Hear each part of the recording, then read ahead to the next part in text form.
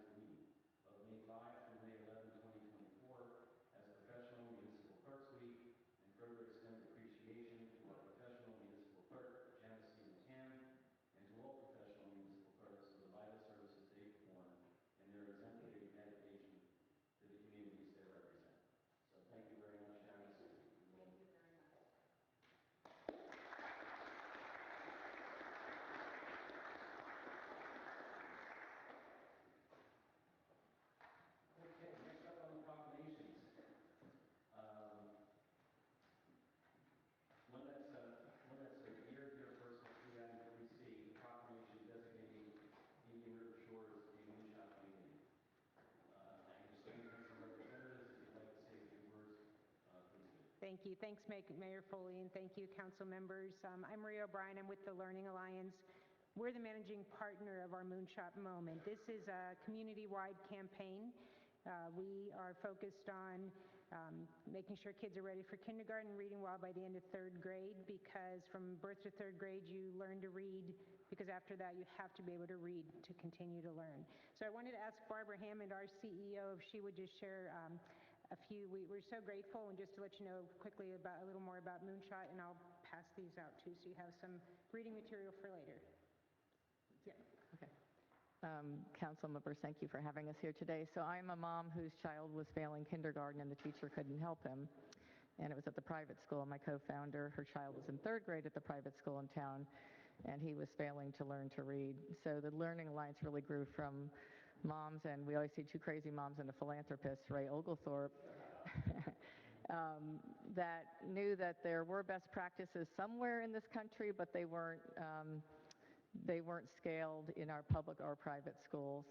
My mother-in-law saved my child, and my co-founder had to take her child up to Baltimore to get him to learn to read. So that was the genesis of it, and what we learned is parents really can't do this alone, schools can't do it alone, communities can't do it alone. We all need to be together figuring out what does the science of reading say about how our brains develop. It starts prenatally, and parents are the first teachers, and then it goes into school, and the whole ecosystem. We all affected by the small talk that we carry wherever we go into whatever cocktail party or official room. So we so appreciate you all declaring this, Mayor Foley and council members, because together we can make anything happen. And the great news is we've moved from 31st in the state in third grade reading to 5th this last year, over the last 4 years, because of the investment of all of us with time, treasure, and talent. So thank you very much.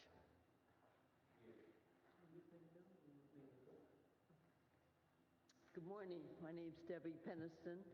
First of all, I'd like to thank all of you for all you do, because I know it's a lot of work, and I know that you get paid so much to do it. So anyway, I've been fortunate enough to be on the board of the Learning Alliance for the past couple of years, and the work that they are doing has never been more important. As technology makes jobs much more difficult for people at the lower end of the pay scale, being able to read is a critical part in enabling people to become productive citizens of the country. And so we are very appreciative of this proclamation, and you're giving it wider spectrum. So thank you all. Thank you. And for those of you who don't know, Debbie was our colleague a couple of years back, so former council member here, and you're doing great work. So Thank you. Thank you. Thank you. That's it? All good? That's it. Okay. When I said it was kind of close to my heart, I kind of knew what the Learning Alliance was, but then I was invited to a breakfast. And this breakfast had examples of the kids and how the program works. And if you ever have the opportunity to go, I would encourage you to go if you have any doubt or any questions of the importance of the program. Beyond that, being a fiscal conservative, I'm always cautious about how tax dollars are spent. But you look at a return on investment. There's no question. There are measurable metrics here that will convince even the most guarded skeptic that this is real bang for the buck and a worthwhile program. Thankfully, I did not struggle in kindergarten. It took much later in life for me to struggle in school. I think I would have been a Mars shot program, not a moonshot program. But it was a pleasure to see how the system operates, and just the enthusiasm that's engendered for learning, particularly with kids that come from communities that don't necessarily have the family and social structure that rewards education, that rewards learning, and that rewards attendance at school and says, you know, you're doing a great job by reading this book at a better level. So with that, we're going to make the proclamation now, and there are some things in the whereas clauses that I think are important for us to read, such as the first year of a child's life lays a foundation for all future learning where the most rapid brain development occurs. Next, early literacy is the gateway to all learning. From birth to third grade, we learn to read so that we can then read to learn. And statistics show that children who are not reading on level by the end of third grade have only a 1 in 4 chance of success. So there's a limited window in order to develop these skills. While reading scores throughout the state and nation have declined over the last 8 years, Indian River County has increased the number of third grade students reading on level to 60%. Since COVID, the county has risen from 31st in the state rankings to 7th place, yet our work is not done, and we are dedicated to reaching our moonshot 90% literacy goal. And I suspect if we delved into it, a lot of the statistics are directly correlated to the number of kids that were in the Moonshot program. The state of Florida has also dedicated a Moonshot 90% literacy goal, which recognizes kindergarten readiness and third grade reading to be critical milestones in becoming a top 10 economy by 2030. So what happens between kindergarten and third grade is going to dictate what happens decades down the road, when likely we're not going to be here. But this is an investment we're making now. So now, therefore, the town of Indian River Shores agrees to join the Moonshot Moment Journey team of teams and commit to working together as Moonshot leaders in 2024 to make Indian River County, Florida, a leading literacy capital of the nation. This means taking a stand for our youngest citizens by improving early literacy and giving every child the opportunity to be literate, productive, compassionate citizens who will improve our world. So, in witness whereof, we affix the seal 25th day of April 2024. Thank you for all the work you do on behalf of the council and the citizens of Indian River Shores. So, Thank you.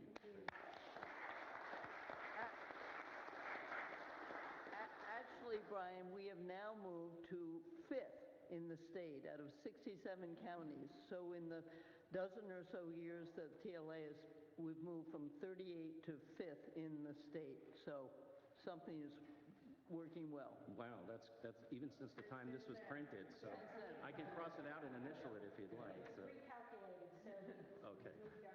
We're happy to sign another one if you'd like. If you want to come up and I see you have a photographer, and sure, yeah, absolutely. Take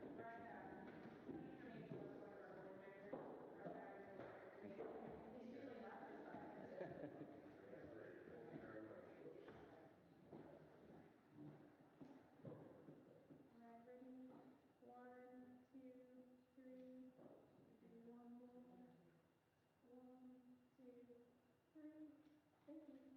Thank you. Thank you again. Okay. Yep.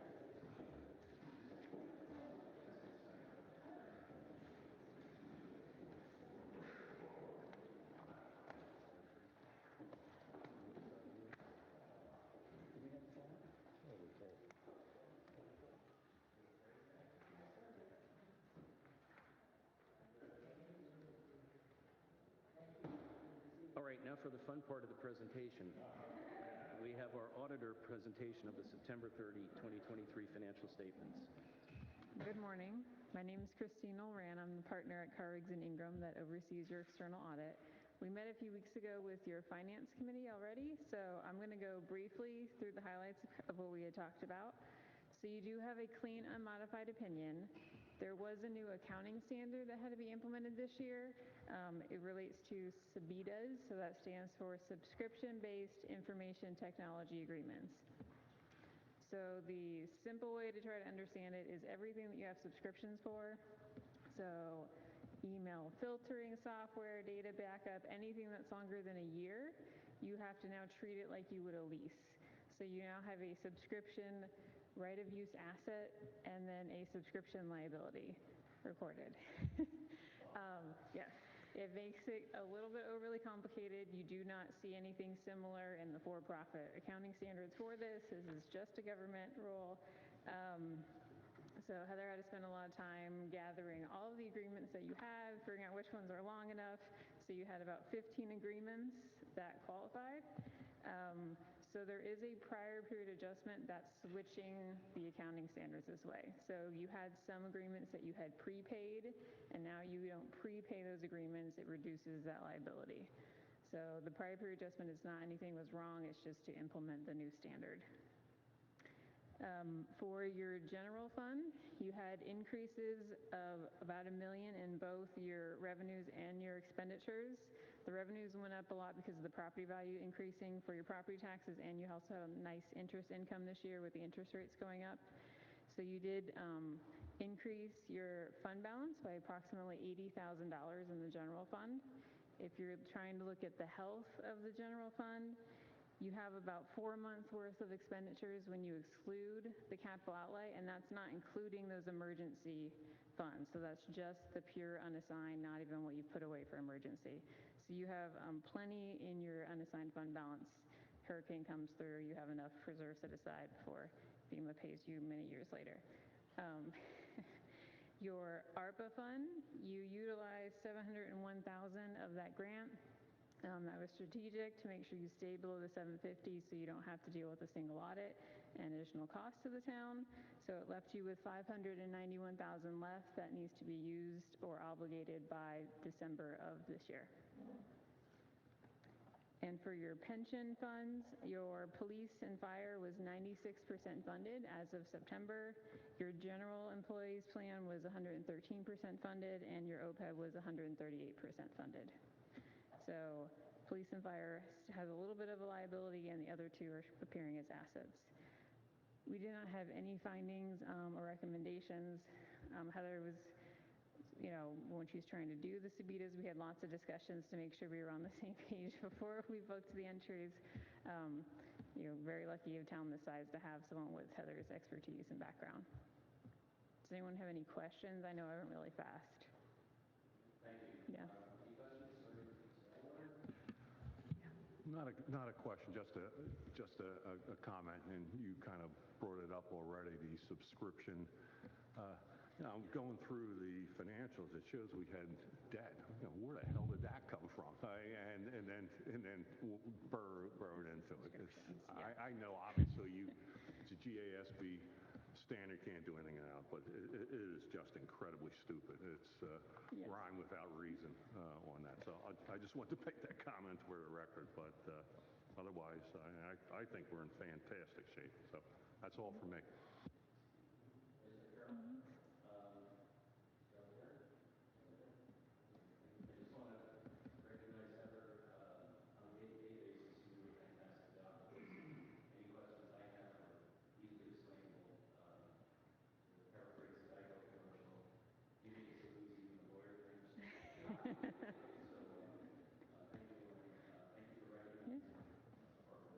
Yes.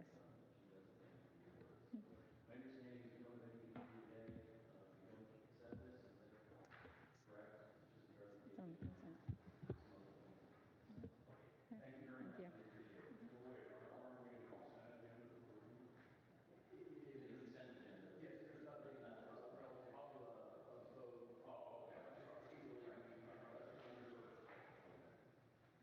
All right, item 4. Comments from the public regarding the agenda items. Any comments from the public regarding the agenda items?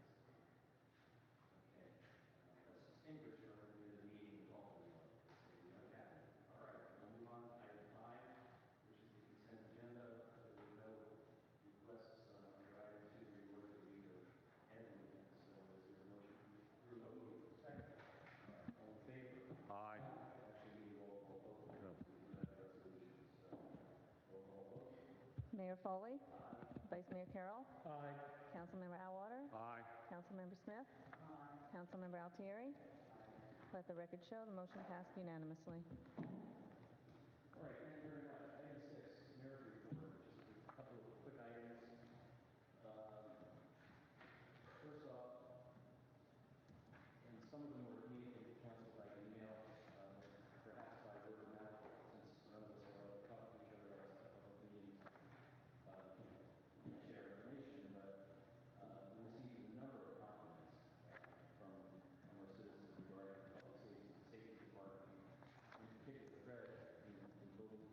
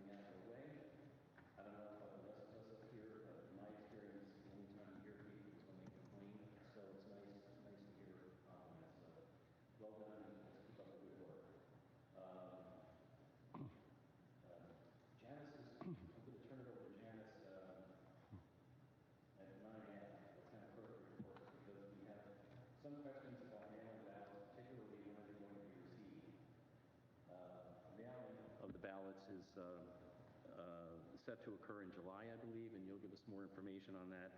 And my recommendation is that we highlight this in our weekly email newsletter so that our residents know when they can expect the ballot, primarily for the purpose of, if they don't get it, to follow up. This is an election. It's an election in the county and also nationally, where people are obviously going to have a lot of interest in it. So we received some comments on that and guidance.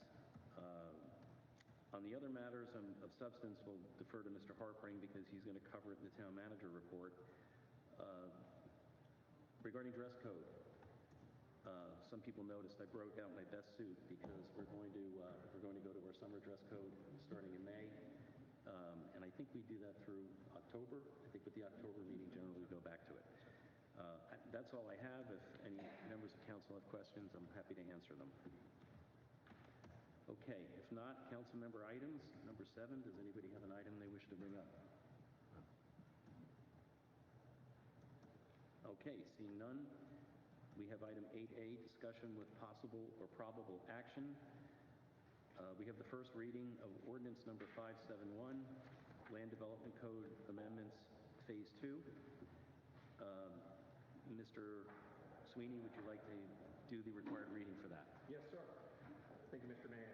This is ordinance number 571, an ordinance of the town of Indian River Shores, Florida, revising, updating, amending, and/or repealing the code of ordinances of the town of Indian River Shores as follows. Title 9, General Regulations, Chapter 160, Introduction, Zoning Districts, Design Standards, Chapter 162, Off-Street Parking and Loading, Chapter 163, Landscaping and Walls, Chapter 164, Signs, Chapter 165, Floodplain Management and Damage Prevention, Chapter 166, Subdivisions, Chapter 167, Environmental Regulations, Chapter 168, Development Review Procedures, Chapter 169, Concurrency Management Systems, providing for conflicts, providing for severability, and providing for an effective date. This is the first reading.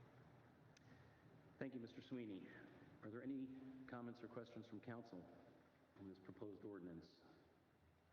Are there any questions or comments from members of the public? All right, there being none, is there a motion to approve? So moved. Second.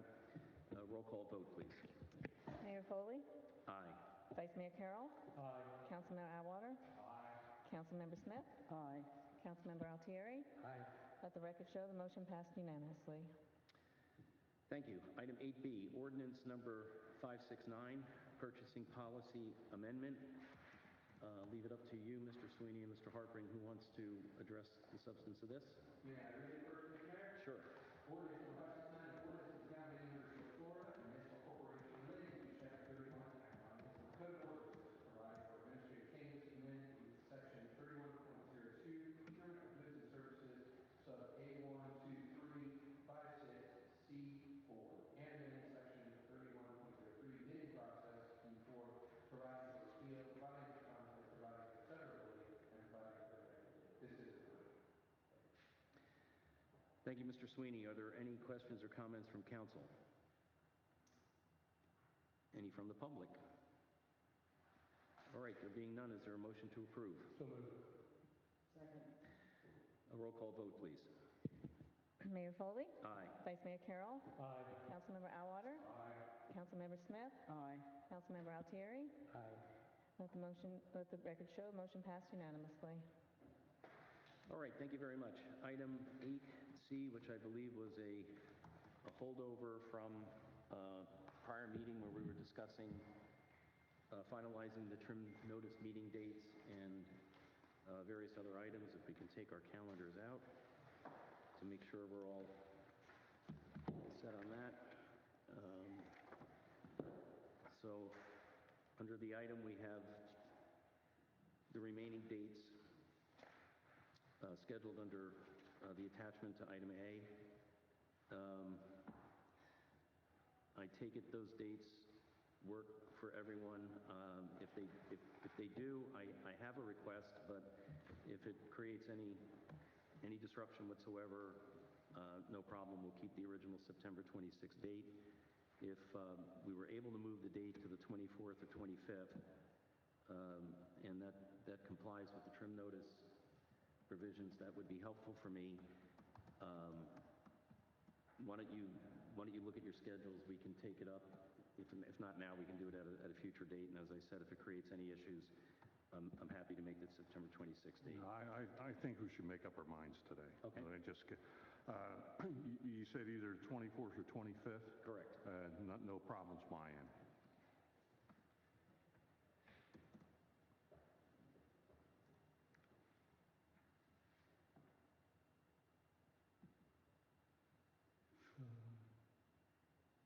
So we're moving it potentially from the 26th to either the 24th or 25th? Correct. And if anybody's made their flights already or done something, forget it.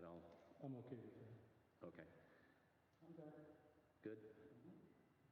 So, 24th, okay with you, Mr. Altieri? This is the September date? Yes. I think I'm out of the country. Okay.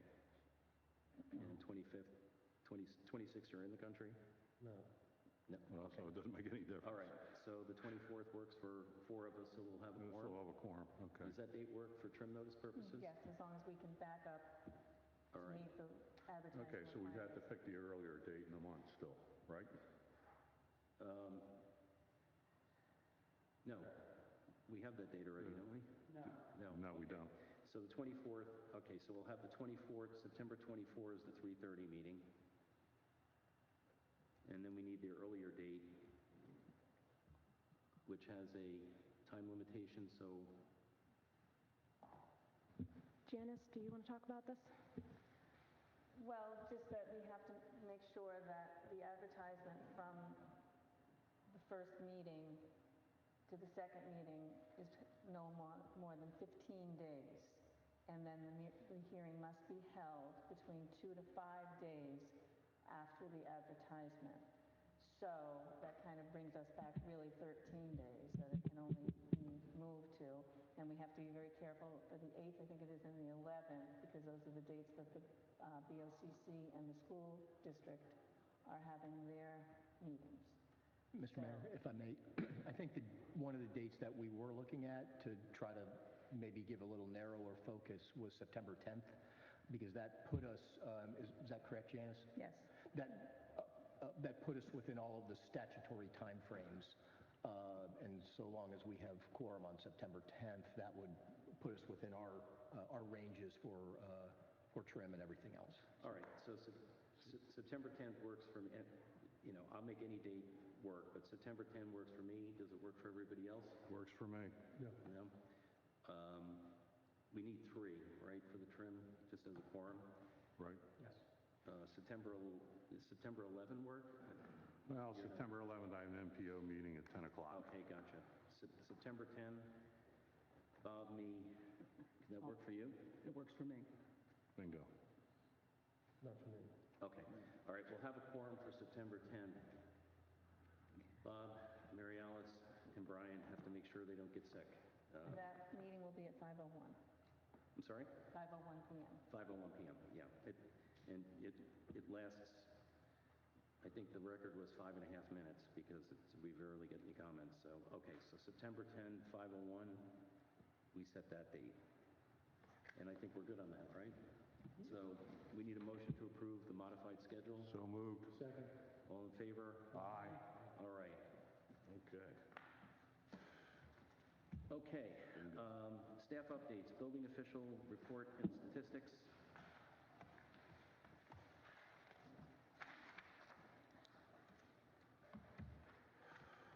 Hi, good morning, Mr. Mayor, Vice Mayor, and council members. Mr. Mayor, I don't have any other updates in addition to the monthly report that I submitted for March. So if there are any questions, I'm here to answer them. Anything for Mr. Held? No? Good. No? No. Thank you. Keep up the good Thank you, work. sir. Thank you. Item 9B, Town Treasurer Report.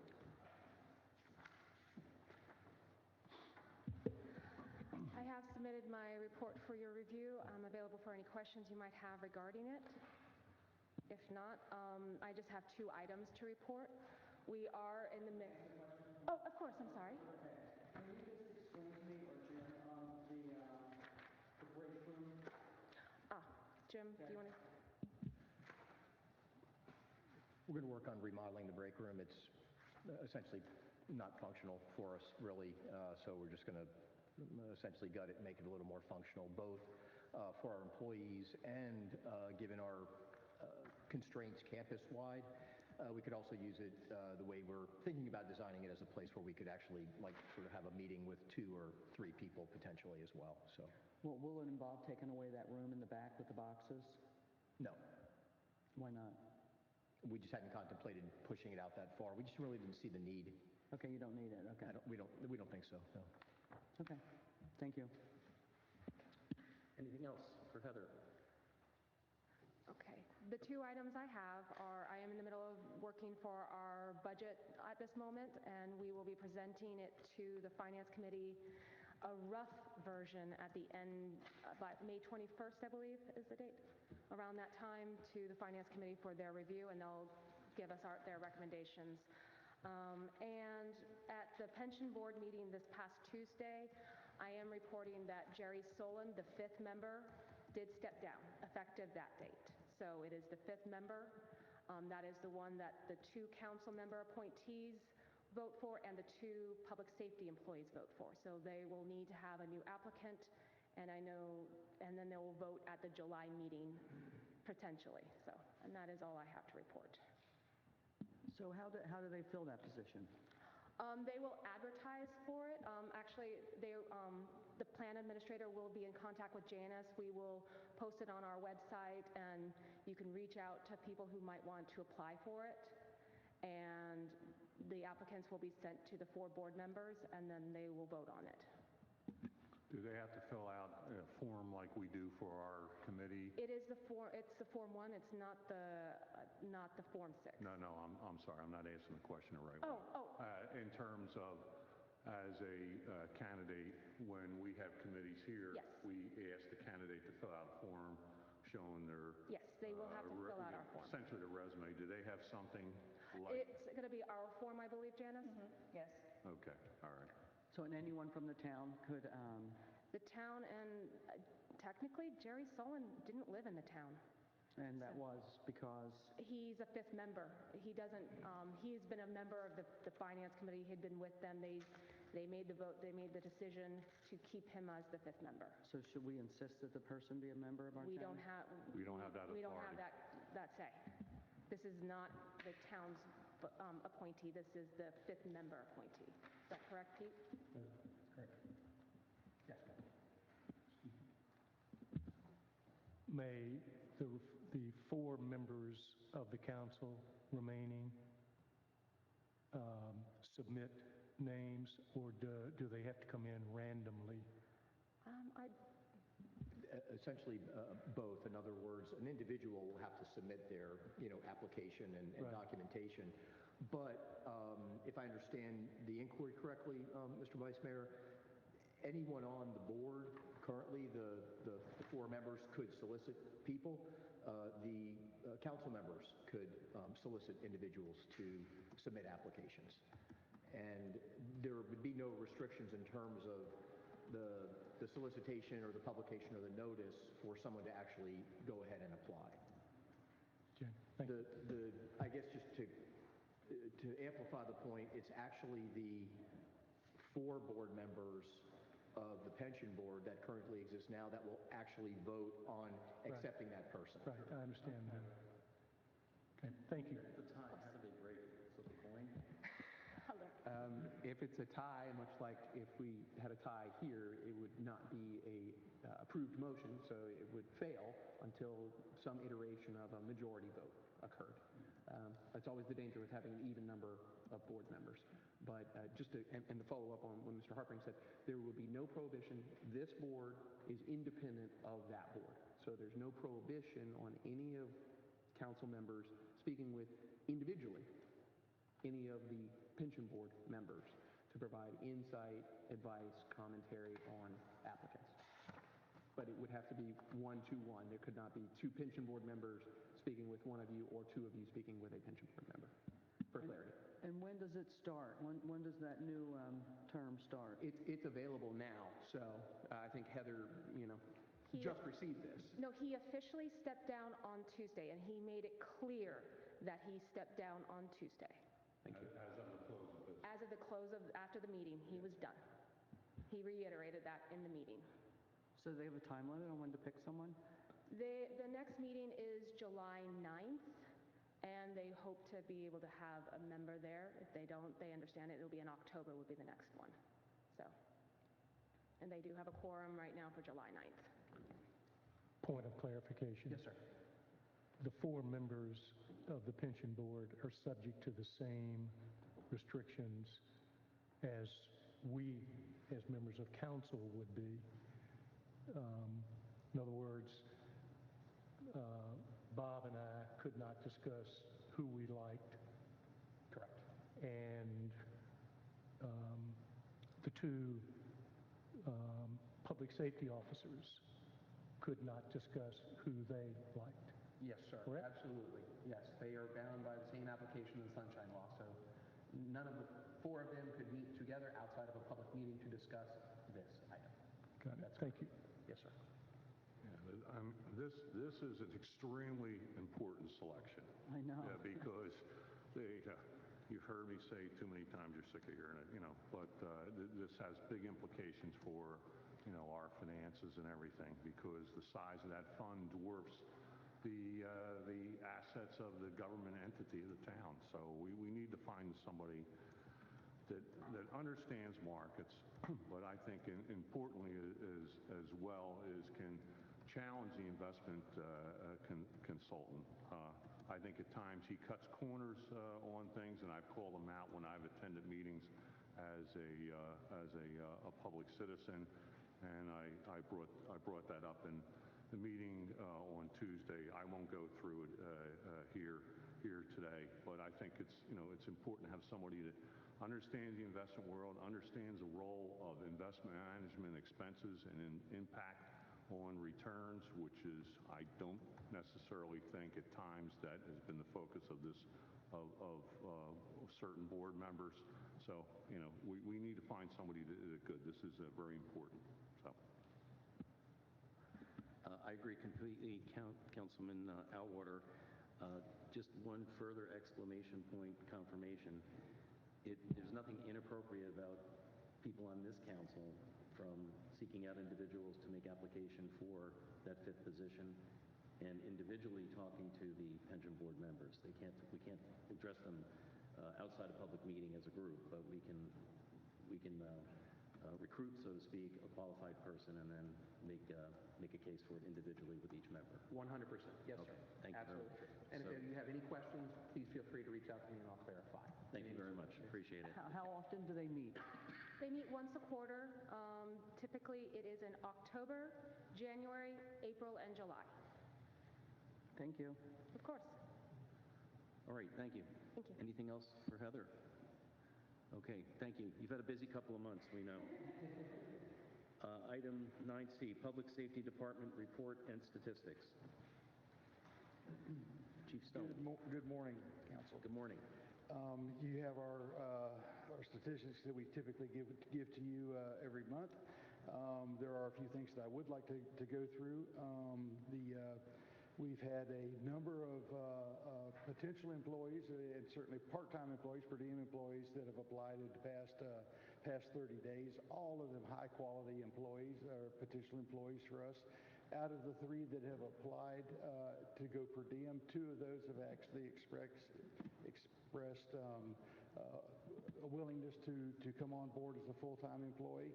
And we have been in discussions with both those candidates over the past 2 days.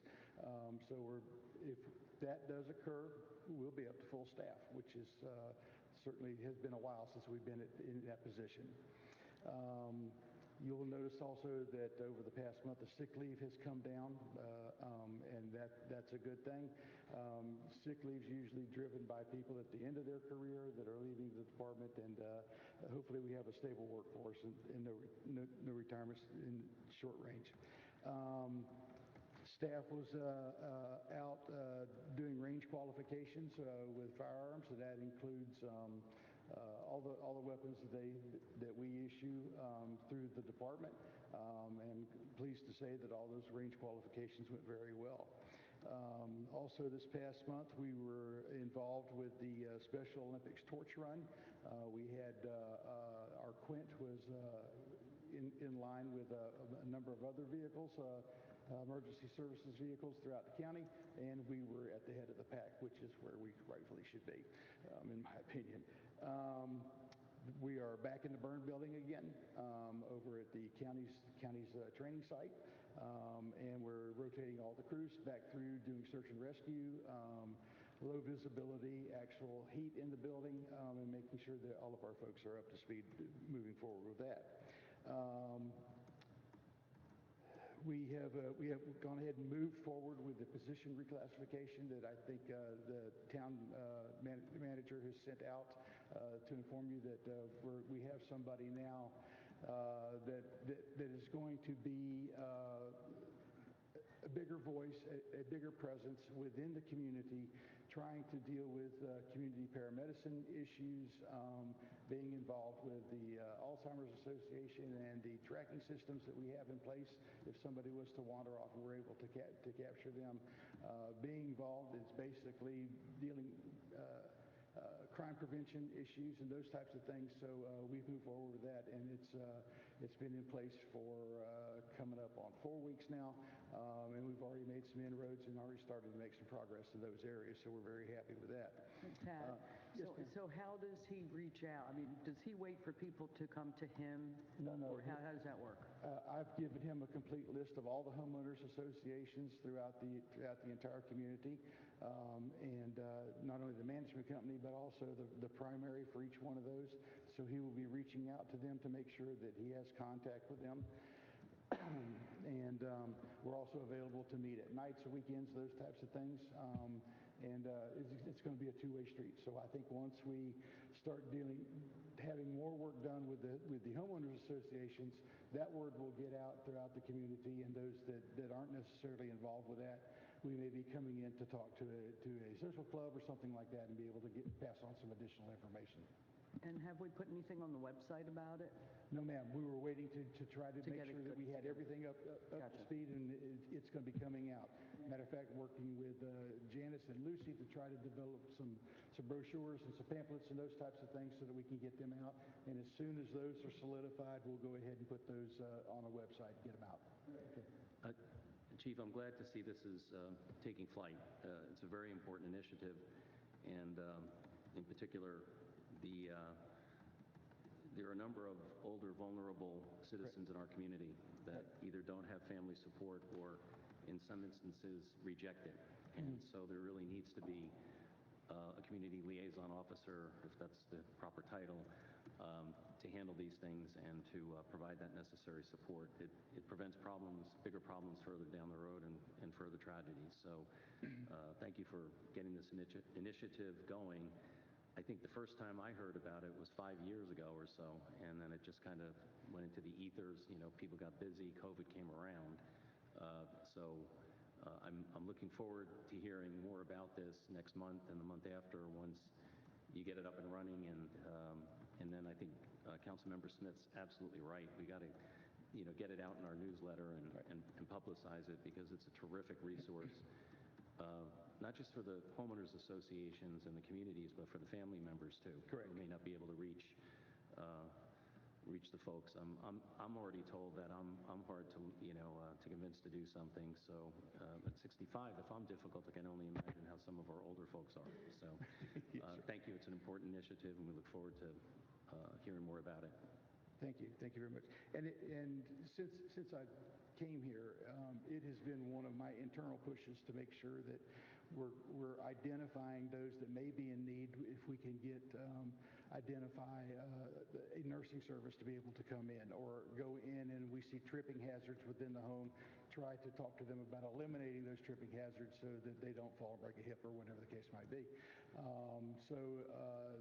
This community paramedicine, which is lightly used throughout the country, and is a smaller program, typically is in rural areas, but we can tailor that program to meet the needs of this community, and that's where I want to try to push the programs to. So I'm pretty excited about it, as you can tell.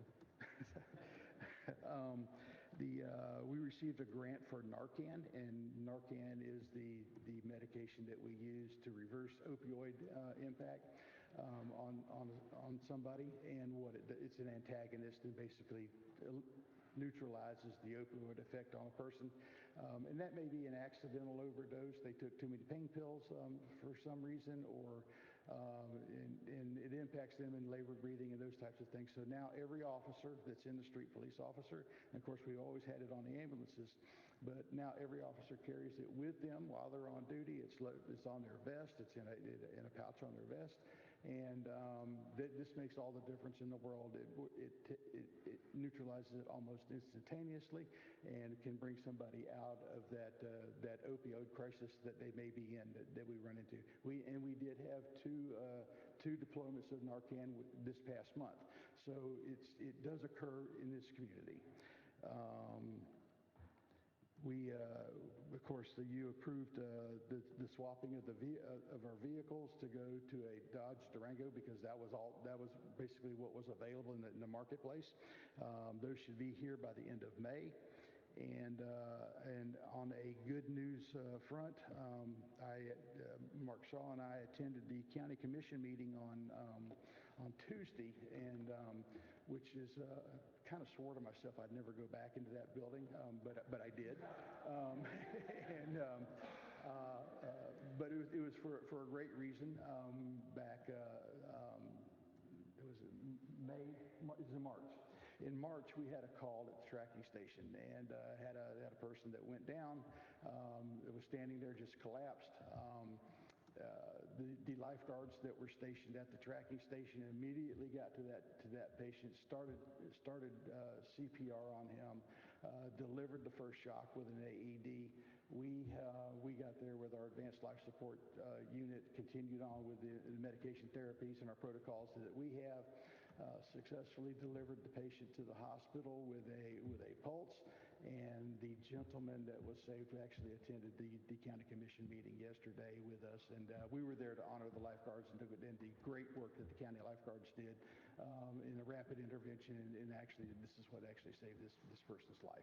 And just a great event, and we were happy to work with our partners with lifeguards and honor them with their quick action. So I'll be happy to answer any questions you may have. Any questions? Chief, I've been working with Mark Shaw on to the pedestrian crosswalk down around CVS. Yes, yeah. I'm all aware. Is there any update on that? I'm still dealing with that lead engineer, and we're making progress, but it's still ongoing, and hopefully have a meeting come up with him and set a date yet. Okay. We're trying to All right. coordinate, but yes, we are working on it. Okay. Making progress. Thank you. Okay. Thank you. Thank you very much. Thank you. Item 9D, Public Works Department, Mr. Bryan. Good morning, Council. Just a quick update on the A1A sidewalk survey that I've been conducting. I've completed all documentation with photo documentation and marking of hazard areas from Fred Turk Drive south to the town limits. I have been coordinating with FDOT directly, trying to get this expedited, the repairs expedited as soon as possible. Other than that, we have Pebble Bay Estates. The punch list items have been completed there. It seems like with a little bit of rain that we have had, it looks like everything's flowing good how it's supposed to be. Then we are also getting prepared for hurricane season. I'm currently drafting a debris management plan for the town, just to take precautions, procedures to take steps to make sure that we continue flowing after, in the event of a storm. So, any questions?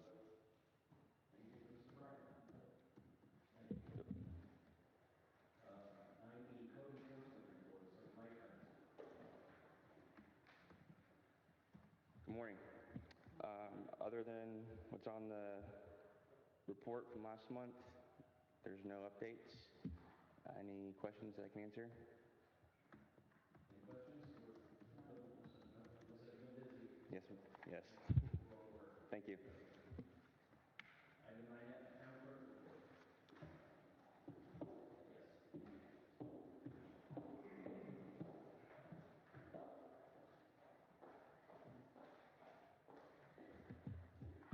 Just a reminder that tomorrow at noon, qualification for candidates will open. The books will be available then to be picked up, and we do have until July 26th to file the papers.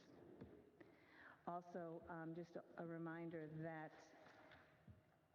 everyone will need to reapply for a vote-by-mail ballot.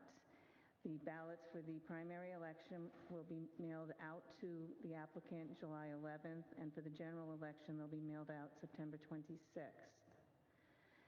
They can be mailed to whatever address is provided to the supervisor of elections, and it can change from election to election. So if you're going to be in town or out of the country and you have a specific address, it can be mailed to an alternate address. And excuse me for interrupting, they can do this online as well, correct? They could do it online, they can pick it up here, and they can, just mail it in at any time. If you happen to be in town, you can just surrender your ballot and vote in person when voting does open. Also, as a follow-up to the mayor's kind words earlier, I will be hosting the clerks here again on May 7th for a luncheon meeting. We'll be talking about the upcoming elections as well as the Form 6 and some other recent legislation for public records that affect all of us. Any questions for our town clerk? I have one question. Thank you. Mayor Carroll. Hearkening back to the discussion we had a few minutes ago about appointees to the pension board, for those who may be interested, whom should they contact? Janice, Heather?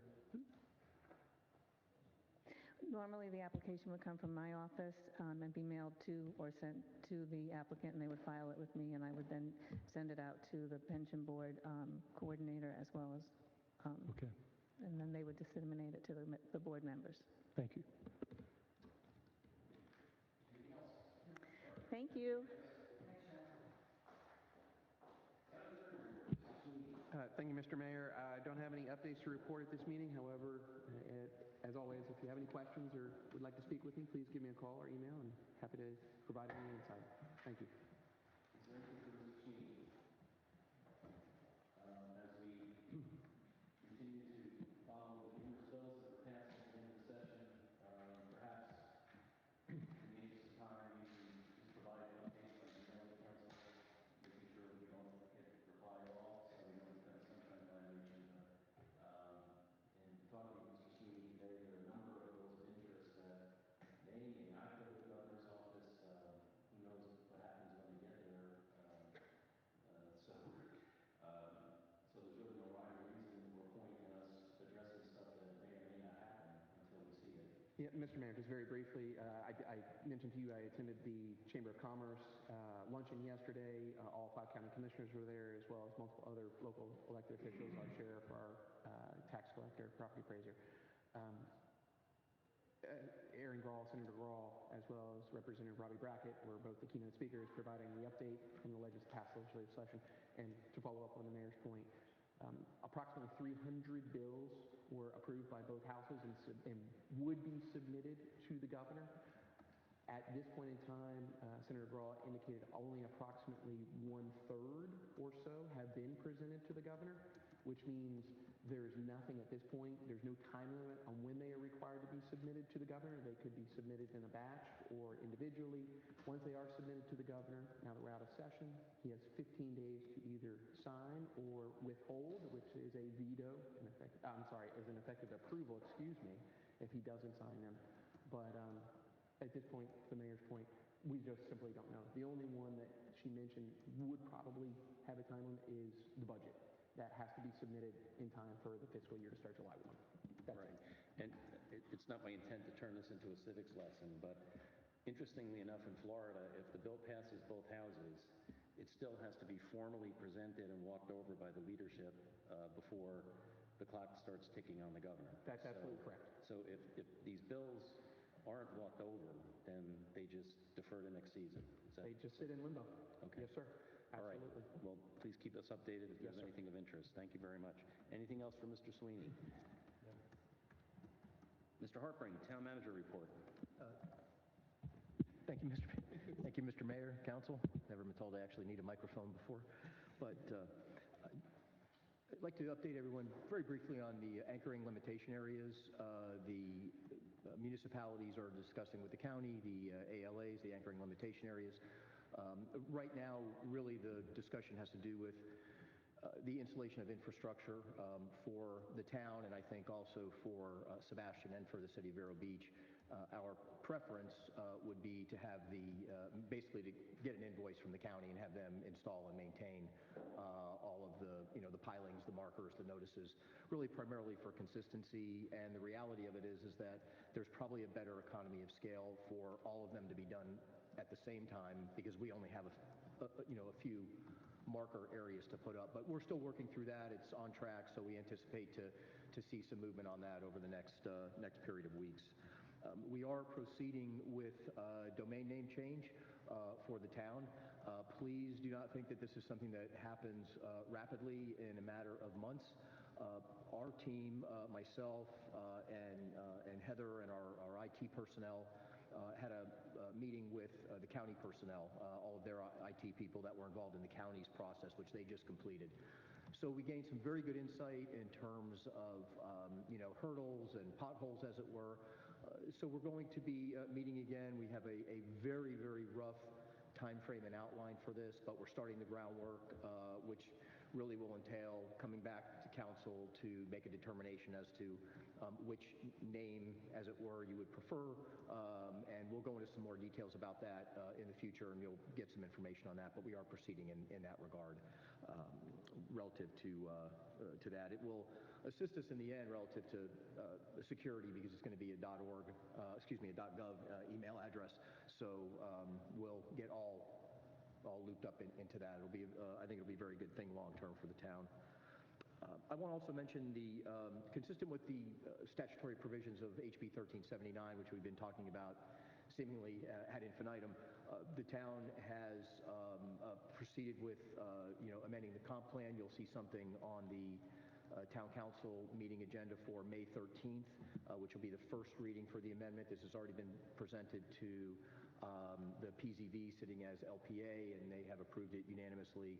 So you'll be seeing that pushed out actually in the next couple of days in advance of that meeting. We do have a timeline and time frame for that, and thank you very much, Janice, for your work on that, because we're on a pretty tight time frame to get that adopted by July 1st. But we have accounted for contingencies, so we're moving forward on that. Relative to Community Rating System, CRS, the town, and I want to thank all of our staff that are here and those that are not for all the hard work and gathering all the information that we've had to work on that. The company that FEMA has a contract with to be the primary reviewer and recommender for all of these documents, their contract expired. They are renegotiating it, so we've received notice from FEMA not to submit anything to anyone yet. We did have an on-site meeting scheduled for April 16th with the vendor, the contract reviewer, for an on-site review and a town tour and all that. That, of course, had to be canceled. So I guess the good thing is we were prepared in a timely fashion for that April 16th meeting. So now, for all intents and purposes, we are just waiting to hear back from FEMA to say we've got a contract and this is going to be your vendor, so please deal with them, as it were. Our Public Works Director mentioned hurricane planning. We've already been talking about that. I know it's just the very end of April. We've been assured that there are going to be no hurricanes this year. I don't know who assured us of that, but we're counting on it. That being said, I will say I think the town is very fortunate to have the team that you have in place relative to something like this. I've worked with Chief Stone when I was at the Sheriff's Office and he was at Emergency Services, respectively. We're well ahead of the game, so everyone should feel confident that at least in terms of the town plans, contingencies, and so on, that we have prepared for and are considering all possible events. But that weather is the one thing that we actually can't control. So that being said, the thing I think I'd like to wrap up on is just an update from the Indian River County Special Call meeting yesterday on solid waste. The meeting was about 3 hours. There was a lot of discussion, not a lot of public input, as it were. It's recorded, so if you are inclined, you can take a look at it. But in the end, this is really what happened in terms of direction from the BOCC. The BOCC approved the final rankings of the ranking committee, of which our town treasurer, Heather Christmas, was a part of. And they did that unanimously. They did vote. Remember, there were 4 options. We had 1, 2, 3, and 4. Really, the differences had to do with whether there was subscription or not subscription, and whether yard waste was going to be carded or not in terms of the proposals. So in the end, the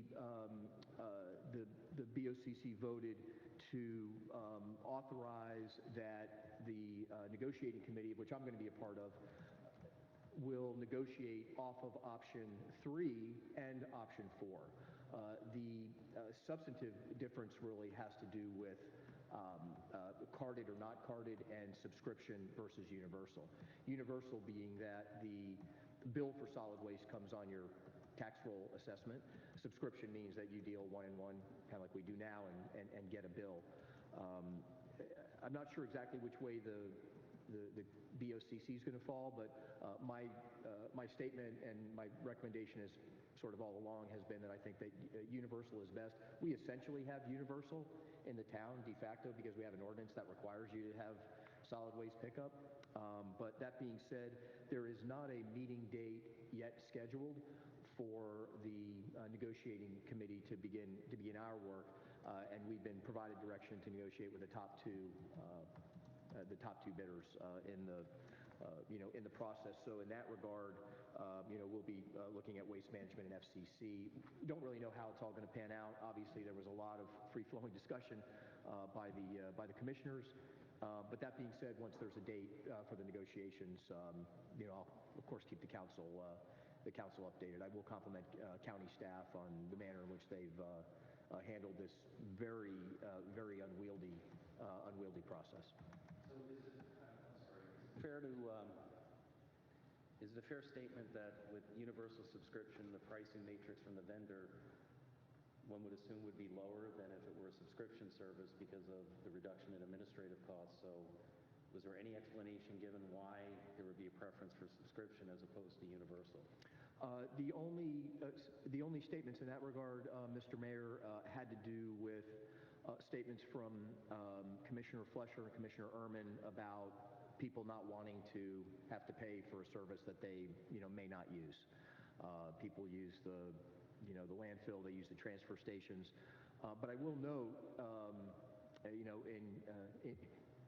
notwithstanding their positions on that, I will note, our position is, well, my view is that there's a 70% subscription in the Indian River County right now. And I will note that similar to many of our discussions that we had here about garbage, about the standards, and about aesthetics, that was mentioned specifically by Commissioner Lohr relative to universal and wanting to have a certain standard, because you have to keep in mind that this is a really, though it's 5 years with a 5-year renewal, we really have to look at it as 10 years. So I think it's, in the end, I would be coming to the council and say, option 4 would be the appropriate option, which is, carded yard waste and universal. I will say this, without getting into a lot of details on the piece, I think that there's a very good chance that we're going to, notwithstanding the inclusion of yard waste, and I know that there are discussions with HOAs and things like that about that, but I think we're going to be pleased with the economic outcome of the negotiations relative to comparisons of where we are right now, and we meaning the town, in terms of our costs, and where we might be subsequent to the negotiations. I'm guardedly optimistic that we're going to be in a good position. That will be lower? I didn't say that. Okay, well, that's what I'm trying to understand. Or as you're saying, the increase won't be as bad as what we would get. I'm being as gray as possible. Okay. Yes, to both. You're like a lawyer. And I say that, Casper, I'm not trying to be, obtuse or anything. It's just that it seems that it's set up based on where we are now in our costs, that looking at what we've what has already come in, what the bids are, that we may see a benefit vis-a-vis our own residents, not maybe where everybody else is paying. Okay, well, you really danced around the head of a pin on that one, but... Thank you. Okay, yeah. I think, though, we also have to keep in mind, though, even though it might be more beneficial for us cost-wise, we're only getting our trash collected once a week. So That's correct. it's not like we're getting a good deal. Yeah, it sort of is what it is. I mean, they're going to do half the work. Yeah. But that's occurring, right? Well, I will just say this. I think that's just that is the standard, right now, to the extent that, the RFP went out in that context, and there's not an appetite that I've heard from either of the county public feedback meetings or really locally here for multiple days, and a lot of that has to do with the frequency of the trucks and a variety of other issues. But I have heard from the other side as well that some people don't like the one-day pickup. Yeah, well, no, that's not what I meant. I meant that when we talk about what we're paying now versus what we're going to be paying in the future, we're paying for only half of what we used to have. So, I mean, we should pay half of what we pay now because they're only going to collect once a week. But that might make logical sense, but I don't know that makes business sense. I just want to point that out. Thank you. Yes. Okay. Yes. Thank you. No, the dynamics of the industry have just changed, and we're thrown in the river. We have to go along with it. I think on the universal versus subscription, the county commission has to, put their big boy pants on, with all due respect to the one female member, and make a philosophical decision. I mean, everything I've read on this is that when you go to Universal, you have less trash on the side of the road, people dumping stuff down, or at night running out to your can and throwing their trash in there, or throwing it into a recycling can, or things like that. I mean, that's things I've heard. But and Councilman Brower, to your point, one of the a significant point of discussion had to do with Universal potentially decreasing the contamination of recycling, because many people go ahead and just put their garbage in the recycling bin. And ironically, I think what a lot of people are not aware of is that recycling is actually billed on your tax bill. It's through the landfill fee, but you are billed for recycling on your tax bill. But all that being said, I'll obviously keep council and our community up to date on the dates of the negotiations and where we are. And with that, unless there's any questions, I don't have anything else. Mr. Harper, just point of clarification. I think you said in the council you have full authority to push the preference that we have for universal versus subscription, unless it's seeking an alternative one. So universal is pretty much the consensus of council. Are you doing that as part of the negotiating committee, or do you need anything from us on that? I don't need anything further. In fact, in brief statements yesterday, I did relate that to the BOCC prior to their vote on that issue. So I think I have everything fully that I need. And of course, we can relate that individually to commissioners, that we have strong preference for that. Yes, sir. The counties have negotiated. So yes, sir. feel free to do that. Okay, great. Thank you. All right. Next council committee reports. We're not action items, item 12A. Start from right to left. Councilmember Smith. Okay, we had a Beach and Shores meeting on April 15th, and a few days later I asked Jim to forward everyone some documentation that we both thought was important that you review. I'm not sure if you have. I'm going to just summarize it, but there's some of the information there that I do think is important and that you would benefit by knowing. So first of all, we received the permit for the final permit, the drafted, redrafted final permit for the beach dune restoration, so that's good news. They got a yes from the Army Corps of Engineers, so that's good news, and that's one of the attachments. And then there's a longer attachment about the Sebastian Inlet Management District, which I didn't have an understanding of, so the gentleman did a presentation, and it was very good, and I didn't realize that along with keeping the channel open, they're also responsible for replicating all the lost sand that doesn't come south towards us because of the inlet and the channel. And so they talked about all that in the meeting. It was really informative. They said that it only impacts Section 1 and 2, that it doesn't impact Section 3 and 4, but they were kind of, that's their model showing that it didn't affect us. But I don't know how it can. I mean, if it's affecting right above us with sand losses, it's probably not helping us either. Then there is a little chart on the beach tourist tax and how much money that generates. And it's huge. It's 5 times what we use to keep our beaches in order. So it's important that we keep the beaches going because the tourist tax really helps pay for all of that.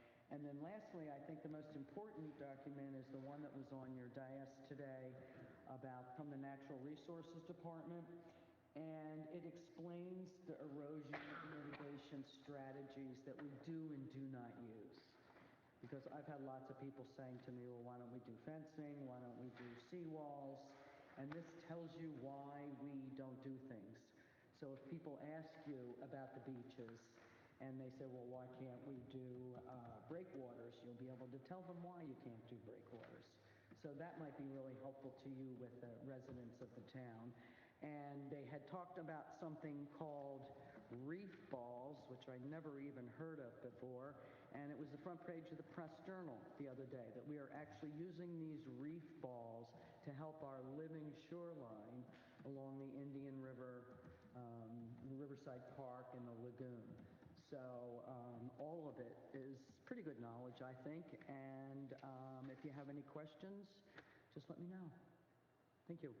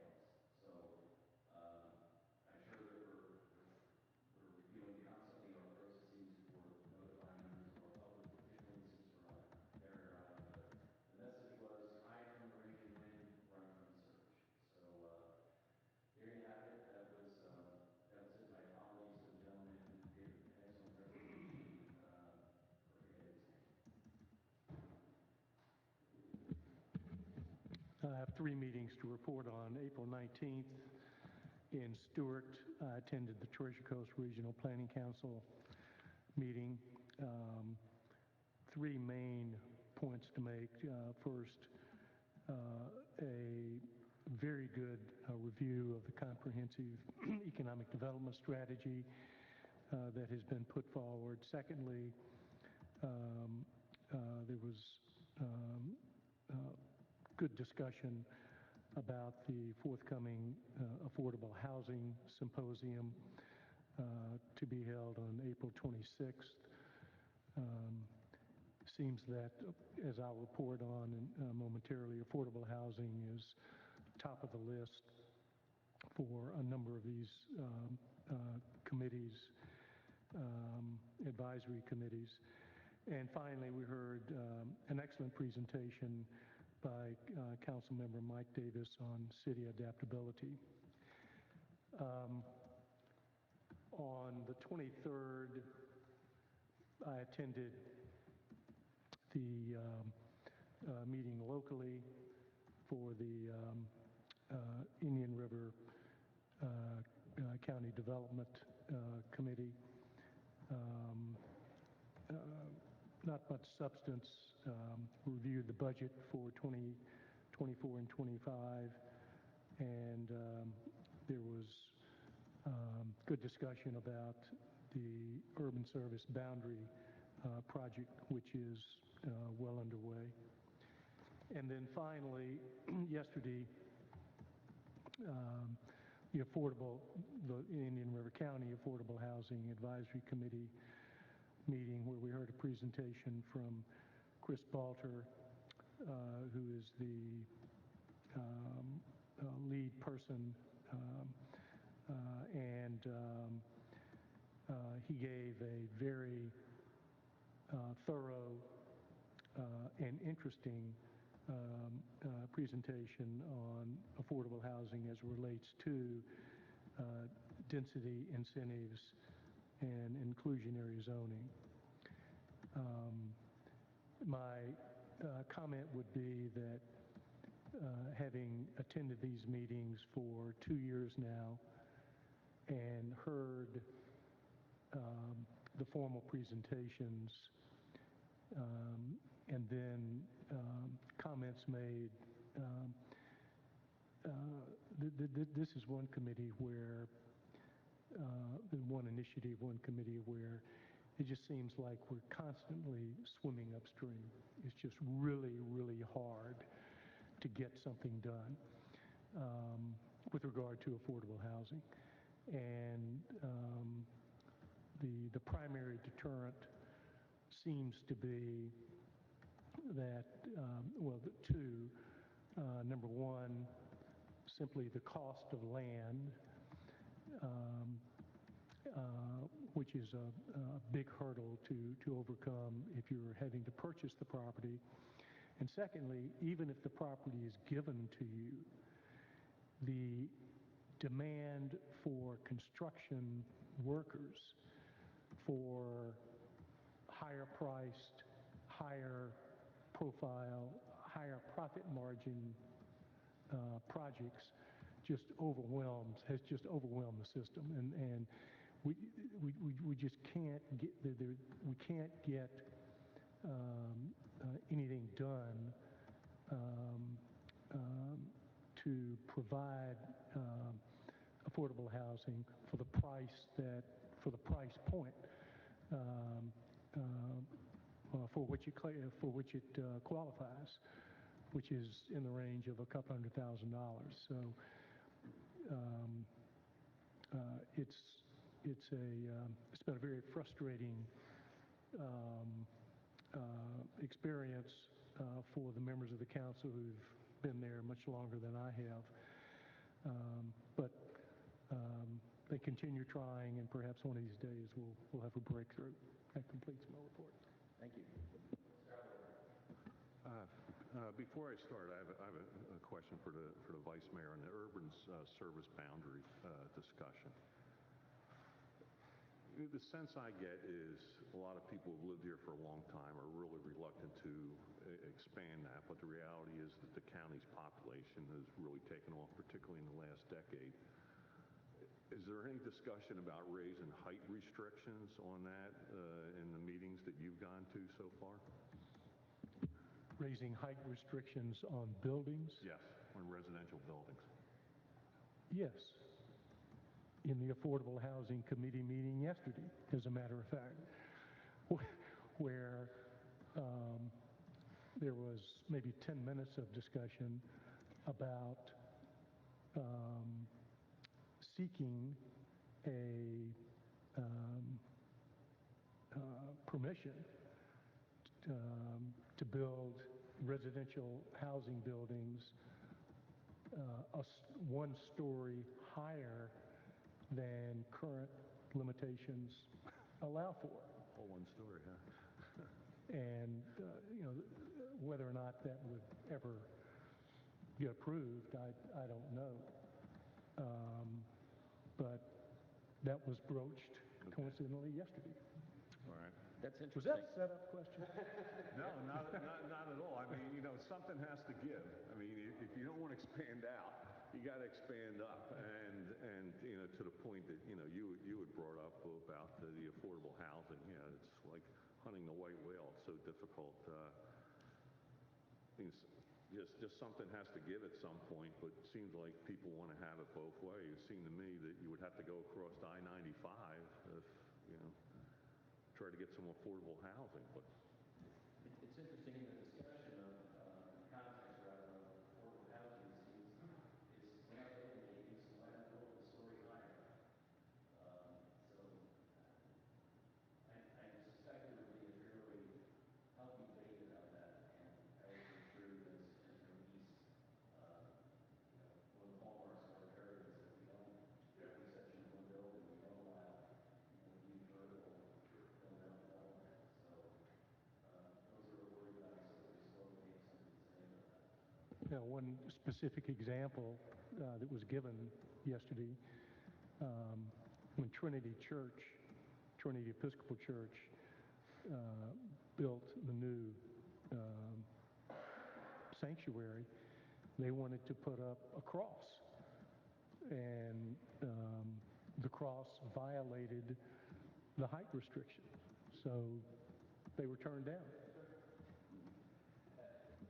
Mr. Mayor, Council, just very briefly, I'm intimately aware with this. As you know, part of my other practice is land development, and I just wanted to follow up the Vice Mayor. There will be at least, I believe, 6 outreach meetings scheduled over approximately the next month. They're able to see on the county's website. This was also mentioned yesterday at the chamber to everyone. I believe they're going to be North County, Sebastian, a daytime and an evening meeting at the IG Center, and as well as the County Administration Building. But to the point of the discussion, there are a lot of aspects of this that are up in the air, and some of which are also regulated by Tallahassee. The Live Local Act had gone through an update this year, and that effectively took away any height restriction despite local regulation if it fit into a certain category of industrial. But again, all of these are very much moving parts, so it's very important for everybody to stay abreast of it. okay. On April 2nd, I had a City of Vero Beach Utilities Commission meeting, and I gave you a copy of the minutes. I'm not going to go through all of it, but when you're home, you can just kind of scan it, and you can just see, frankly, some of the nonsense I'm dealing with that impacts our ratepayers. So I put an item on the agenda about cybersecurity because there was an announcement by EPA and administrator and the National Security Advisor back on March 19th that they wanted to have a meeting with every state's environmental health and homeland security secretaries about cyber threats, particularly in the water sector. So that's fast moving for the federal government. And I can tell you that I know that from personal fact because my son works for the federal government. So I brought in some of the same publications and some of the same programs that we talked about here in this meeting outside, and then we had our own cybersecurity meeting out of the public record. And my thought process was to try to push the commission to say, hey, maybe we should recommend to city council over there that they have one of these meetings, given the fact that they had breached by Iranian hackers. Well, it was absolutely amazing pushback that I got from the utilities director. We meet all state and federal requirements and so forth. Remember, they hid this from the public, the breach as it was. And I just pointed out there's all these tools available. Why the heck aren't you guys using them? So I put this motion on the table, and then it really got interesting in that the city attorney, John Turner, tried to block my motion. And he essentially became a ex officio member of the commission and asked Bolton if he wanted to consider the motion and to have a table. And I absolutely refused to have that done. And he persisted, and I stood my ground, and eventually the motion was agreed to by the commission, and we sent it up to city council. So you can look at all the gory detail of it, because I asked that the city council direct the city staff to set up this meeting. But I think, at times in the past, we've had the city manager, Monty Fall, says, "Oh, we got a seat at the table here at this with this commission in terms of what's going on." And they have ignored things in the past, but they try to block it during meetings. So then what I then looked at was to see in the ensuing city council meetings whether this was even brought to the attention of city council in the meeting, and it has not been. Now, I reached out to a city council member and said, "Hey, you guys should take a look at this. If you don't want to do anything, that's your prerogative," or so forth. But I'm just very concerned. A lackadaisical attitude regarding cybersecurity sort of reminds me of, I'm dating myself for those who were in their youth fans of Mad Magazine, Alfred E. Newman saying, "What me worry," as the nuclear bomb's going off in the background. So, but I just wanted to bring it to attention to you folks. And I mean, it was almost like a Marx Brothers play when you read the minutes, which are very well done. So just wanted to bring that to your attention. Thank you. Thank you. It's always appreciated by me and every other members of the council. These are very tough things to go through. I don't feel a better person to go through. Your knowledge of the issues are there. Perhaps that's something as we negotiate with the City Zero Beach, we can seek to include this issue and maybe getting some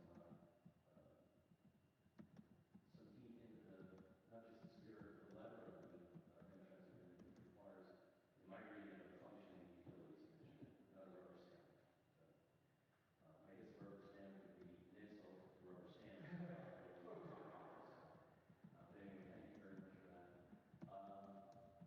All right, the next item on the agenda, as we're winding down, is call to the audience. So if we have any members of the audience who would like to come up, please state your name, address, speak clearly into the microphone, and tell us what's on your mind. Hello. My name is Deborah Schellenberger. I live in Sebastian, 544 South Easy Street. First, I'd like to thank you for allowing me to come up and speak. I'm here because I'm running for the 7th seat in the hospital district of Camden County. Oh, I'm sorry, that's where I used to live. In Indian River County, excuse me. I have a whole speech set up, but I just want to know a few things. Anybody know what the hospital district is and what it does? Yes. You all do? Good. Okay. Well, I want to let you know what my qualifications are. I started out as a nurse, as an RN. I worked as a nurse for 23 years. I worked in operating rooms. I was the head nurse of Pennsylvania Hospital's operating room in Philadelphia. I moved on to work in ICU, CCU, and telemetry. My last job as a nurse was working in schools, and after 10 years of looking at immunization records, I decided that was enough. So I went back to school and I became a PA. My first job as a PA was working in electrophysiology and cardiac research. After that, I went and I was a second assist in cardiothoracic surgery for children with congenital heart defects. After that, I started working with adults with congenital heart, on the medical side, adults with congenital heart defects. My best thing I did there was we developed a self-help group where we had speakers come in and addressed issues that were important to them. After that, oh, good Lord, the last place I worked was the Philadelphia prison system, which was very interesting.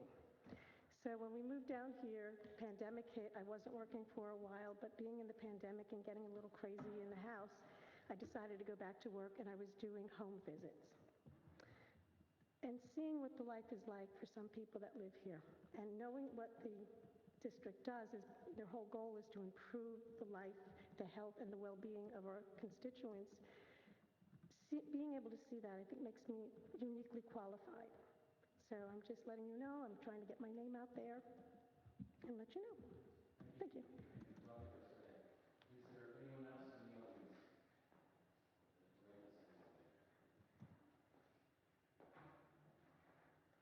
Good morning, Mayor Foley, Vice Mayor, and Council. Good morning. My name is Terry Bowman, and I live in Pebble Bay.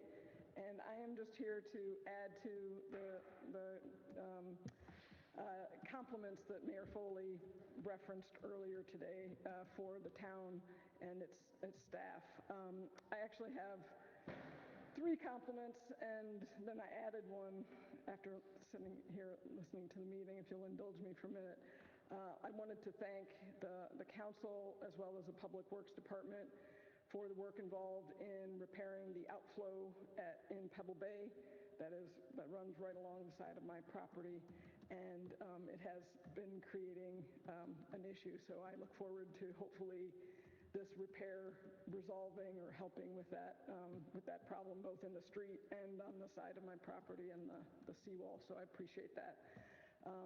The second comment I wanted to make and compliment is to really the Public Safety Department, in that when I moved to the area about 4 years ago,